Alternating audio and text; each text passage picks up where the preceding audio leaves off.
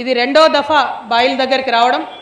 ఎందుకంటే తెలంగాణ రాకముందు కూడా నేను మీతోనే కలిసి పనిచేసిన సింగరేణి కార్మికులతోని, తెలంగాణ వచ్చిన తర్వాత కూడా మీకోసమే పనిచేసిన, ప్రభుత్వంలో ఉన్నప్పుడు కూడా మీకోసమే పనిచేసిన, ఇవాళ ప్రతిపక్షంలో ఉన్నా కూడా సింగరేణి కార్మికులతోనే పనిచేస్తూ ఉన్నా. కాబట్టి మరి ఒక కొత్త పార్టీ పెట్టిన తర్వాత ఈ పార్టీని ఆశీర్వదించమని, దీవించమని, మీ అందరి మద్దతు ఇవ్వమని కోరడానికి ఈ బాయిబాట కార్యక్రమం పెట్టుకున్నాం. మరి మిమ్మల్ని మద్దతు అడుగుతూ ఉన్నాం. హెచ్ఎంఎస్ రియాజ్ అన్న గారు, నేను అత్యంత క్లిష్ట సమయంలో ఉన్నప్పుడు మీరు సింగరేణి కార్మికుల కోసం అల్పెరగకుండా పోరాటం చేసినారు. ఖచ్చితంగా మా సంఘం మీతో నిలబడుతుందని చెప్పి మరి హెచ్ఎంఎస్లో గౌరవాధ్యక్షురాలుగా నాకు స్థానం కల్పించినందుకు వారికి కార్మికులందరి సమక్షంలో నేను మనస్ఫూర్తిగా ధన్యవాదాలు తెలియజేస్తా ఉన్నా. రియాజ్ అన్న అంటే టైగర్ అంటారు. ఎందుకంటే కరప్షన్కి చోటు లేకుండా చాలా బలంగా కార్మికుల హక్కుల కోసం అనేక సంవత్సరాల నుంచి పోరాడుతున్నటువంటి నాయకుడు. మరి వారి ఆధ్వర్యంలో హెచ్ఎంఎస్లో పనిచేయడం, కార్మికుల కోసం నిలబడడం నా అదృష్టంగా నేను భావిస్తూ ఉన్నాను. అదేవిధంగా మరొక నాయకుడు బోడ జనార్దన్ అన్న గారు ఇదివరకు తెలుగుదేశం పార్టీలో కార్మిక శాఖ మంత్రిగా కూడా చేసినారు. మన పార్టీలో తెలంగాణ రక్షణ సేనలో చేరినారు.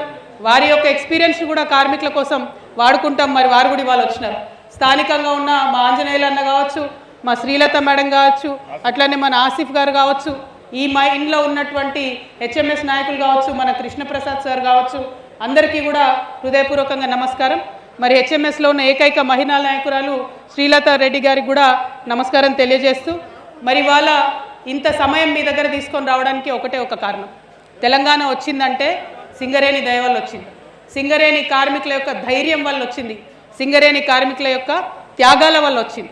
వచ్చినటువంటి తెలంగాణలో సింగరేణి సంస్థకు లాభం కావాలని చెప్పి మీ సోదరిగా మీకోసం కొట్లాడడం జరిగింది. ఆనాడు డిపెండెంట్ ఎంప్లాయ్మెంట్ అనేది మొత్తం పోయింది ఉమ్మడి ఆంధ్రప్రదేశ్లో. దాన్ని తెలంగాణ వచ్చినాక రివైవ్ చేసుకొని మనకు 95 to 96% ఎవరు అప్లికేషన్ పెట్టినా కూడా రిజెక్ట్ చేయకుండా మంత్లీ 2 మెడికల్ బోర్డ్స్ పెట్టి డిపెండెంట్ ఉద్యోగాలు ఇవ్వడంలో ఎనలేని కృషి చేసినాం. అందుకనే ఇవాళ సింగరేణిలో 20,000 మంది యువ రక్తం ఎక్కిందంటే ఆనాడు మేమందరం కూడా పడ్డటువంటి కష్టం. మరి అదే కొనసాగించాలనుకుంటున్నాం, అదే హక్కును కాపాడుకోవాలనుకుంటున్నాం. ఇవాళ ప్రభుత్వం మారింది, ప్రభుత్వం మారినా మన పనితీరు మారలేదు కదా. సింగరేణిలో ఎంత కష్టపడుతున్నాం అంతకన్నా ఎక్కువనే కష్టపడుతున్నాం తప్ప తక్కువ కష్టపడతలేం.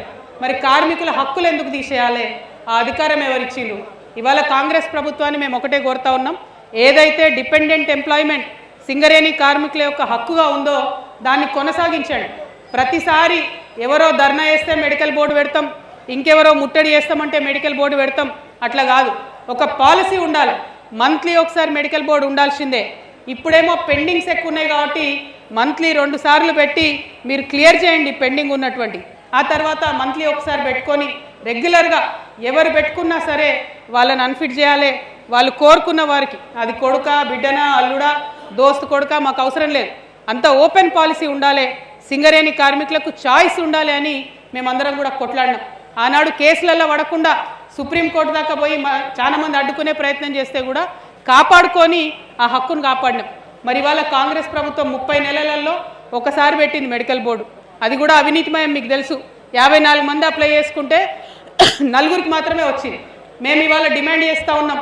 పోయినసారి 20వ తారీఖు బాయిబాట ప్రారంభించినప్పుడు హెచ్చరిక చేసినాం ప్రభుత్వానికి, మీరు మెడికల్ బోర్డు పెట్టకపోతే ఈ నెల 20వ తారీఖు నుండి నేను నిరవధిక నిరాహార దీక్ష చేస్తా అని చెప్పిన. ఆ తర్వాత ఇప్పుడు ఏం చేస్తున్నారు? లీకులు ఇస్తున్నారు గవర్నమెంట్. 15వ తారీఖు మెడికల్ బోర్డు పెడతాం, ఇంకొకసారి పెడతామని. లీక్ కాదు, అఫీషియల్గా ఆర్డర్ ఇవ్వండి, గవర్నమెంట్ ఆర్డర్ ఇవ్వండి. మాకు కార్మికులకు ఒక భద్రత ఇవ్వండి, కార్మికులకు ఒక భరోసా ఇవ్వండి.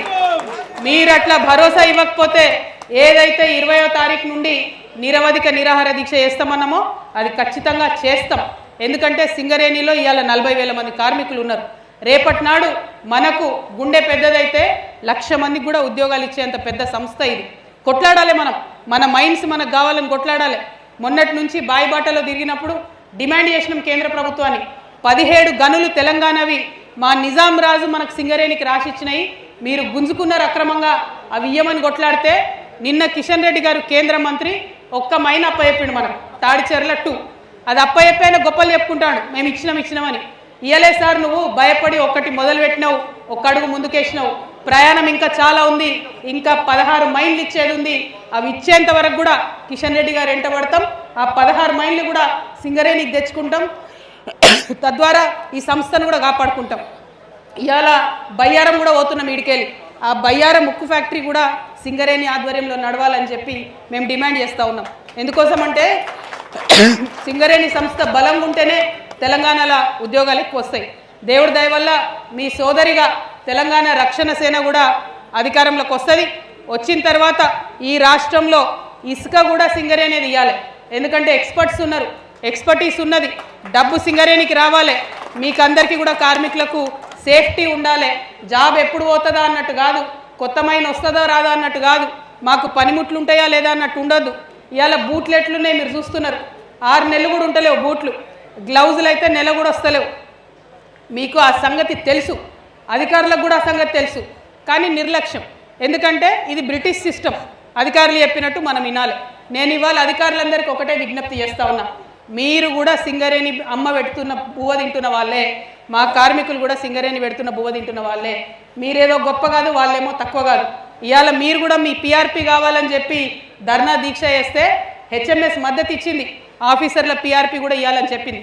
కానీ ఆఫీసర్లకు మేము హెచ్చరిక చేస్తూ ఉన్నాం, మీరు వెంటిలేషన్ సరిగ్గా ఇయ్యరు, నీళ్లు సరిగ్గా ఇయ్యరు, 13-14 గంటలు పనిచేయండి తిండి ఉన్నా లేకున్నా అంటే కార్మికులు మనుషులు కాదా అని నేను అడుగుతా ఉన్నా. ఆఫీసర్లు ఈ అణచివేత విధానం తీసేయాలి. బ్రిటిష్ పాలన కాదు, ఇది మన భారతదేశ ప్రభుత్వం, మనం డెమోక్రసీలో ఉన్నాం. ఖచ్చితంగా కార్మికుల యొక్క హక్కులు కాపాడాలి. అధికారులు కార్మికుల కోసం పనిచేయండి, మేమందరం మీకోసం కూడా పనిచేస్తామని అధికారులకు మేము సవినయంగా రిక్వెస్ట్ చేస్తూ ఉన్నాం. కార్మికులందరినీ కూడా కోరేది ఒకటే, మనకు పనిముట్లు ఏవైతే వస్తలేవో, ఏవైతే ఎస్డిఎల్ మెషిన్స్ లాంటివి పనిచేస్తలేవో వాటి గురించి గట్టిగా టేకప్ చేయండి. ఇప్పుడు కొత్తగా చాలా మంది యంగ్ కార్మికులు ఉన్నారు, దయచేసి లేబర్ చట్టాలను చదవండి, ఆ హక్కును మీరు అడగండి. పని చేసే దగ్గర పనిముట్లు బాగలేక ఏదైనా చిన్న యాక్సిడెంట్ అయితే కంపెనీకి ఏం పోదు, పోయేది మనకే. కాబట్టి మన హక్కుల కోసం ఖచ్చితంగా కొట్లాడాల్సిందే. అడిగితే ఆఫీసర్ ఏమనుకుంటాడో అనొద్దు, నేను చూడండి పోరాటం చేస్తున్నా, ఉన్నోళ్ళందరి మీద కొట్లాడుతున్నా. ఎందుకంటే హక్కు కరెక్టు, మనం అడిగేది కరెక్టు.